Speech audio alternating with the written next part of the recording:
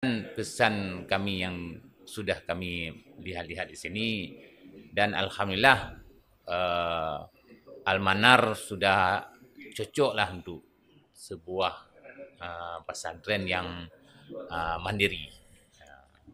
Udah bagus. Yang kita lihat sini daerah-daerah yang sudah mandiri ini, yaitu ada tersedianya UKS yang lengkap, ada tersedianya swalayan dan tempat jual yang sehingga anak-anak santri tidak berkeliaran ke tempat lain.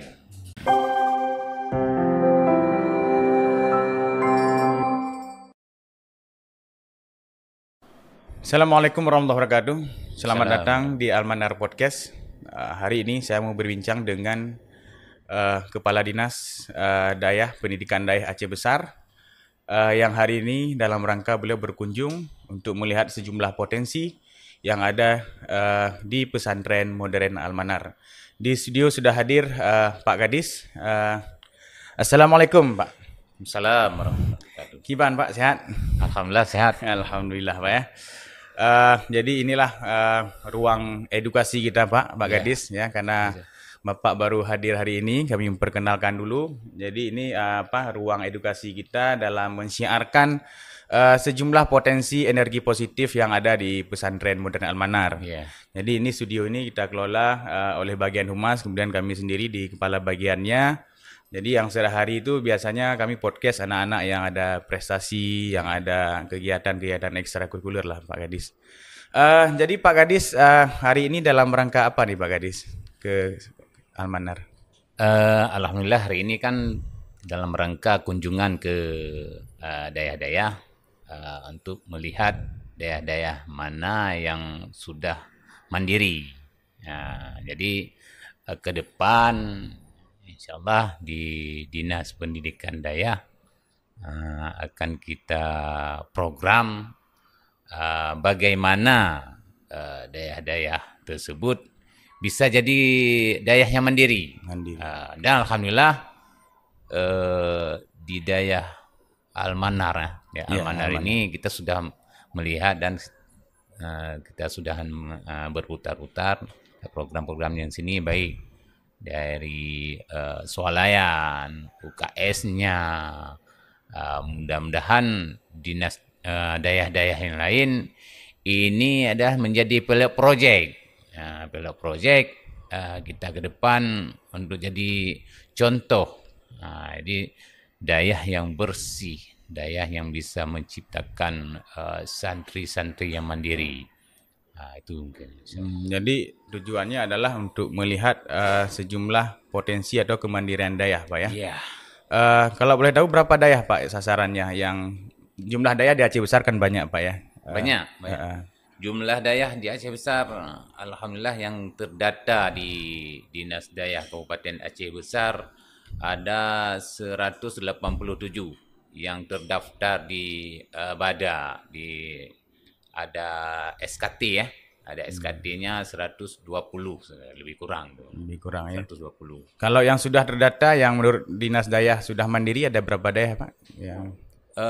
Yang sudah terdata lebih kurang 50 lah yang sudah agak mandiri ya. Mandiri ya.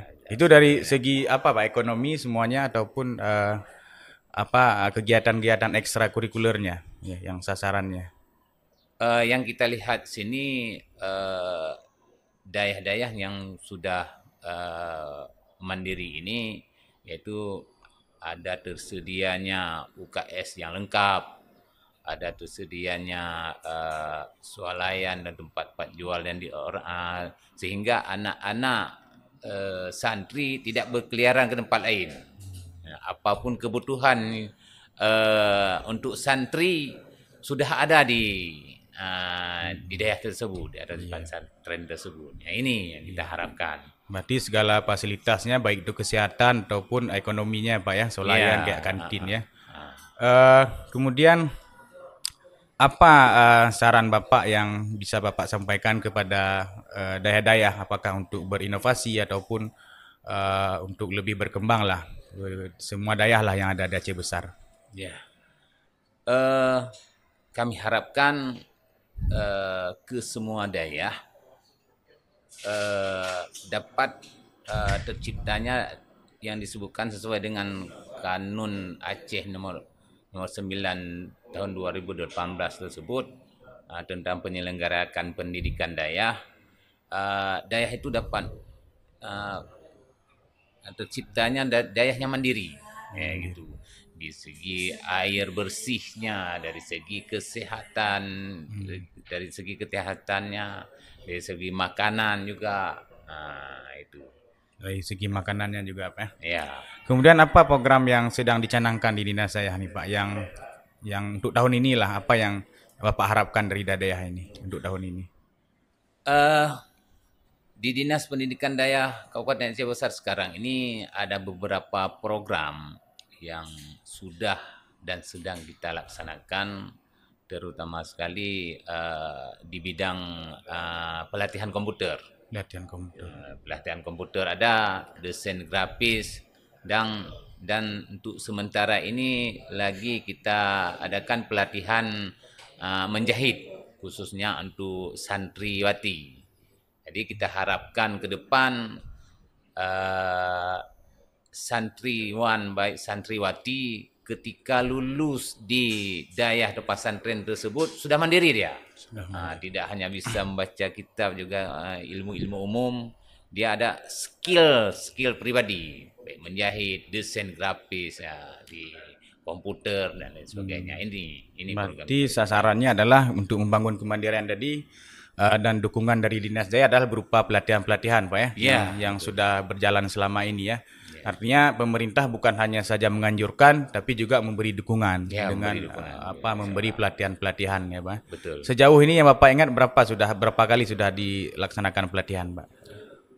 Kalau dalam tahun ini ada pelatihan manajemen daya yang kami latih untuk bendahara juga sekretaris daya.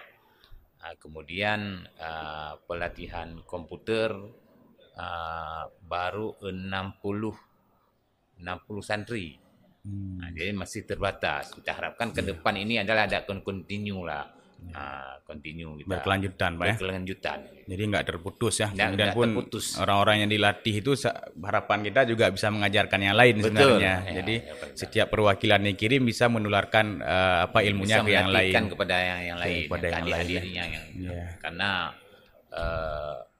keadaan keuangan pun kalau di kabupaten maupun di provinsi terbatas. Kita harapkan yang kita latih itu bisa memberikan ilmunya, kita kembangkan kepada adik-adiknya tersebut. Itu aja. Ya, bagus sekali Pak ya, dukungan dari Dinas Daya tadi ya, Bapak Ibu oleh santri.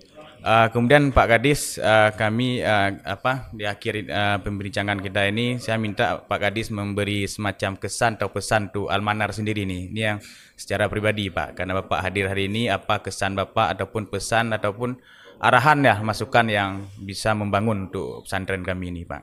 Ya, mungkin kalau pesan kami, harapan ke depan ini agar baik dari segi manajemen, baik dari segi seluruhnya, Almanar untuk lebih baik, lebih baik, lebih bagus lah ya.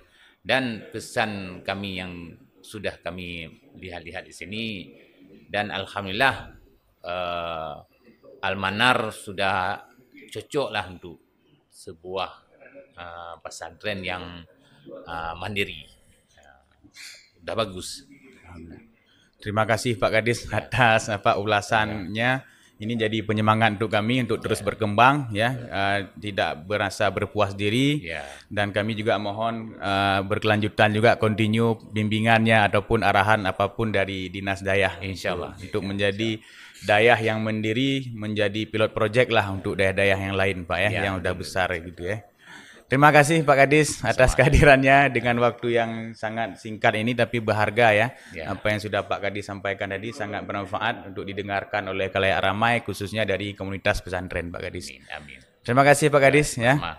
Baik, malah itulah Bapak Ibu podcast singkat kami dengan Bapak Kadis, Bapak Abu Bakar SAG ya, yang hadir pada hari ini untuk melihat kondisi pesantren modern Al-Manar. Kami akhiri, Assalamualaikum warahmatullahi wabarakatuh.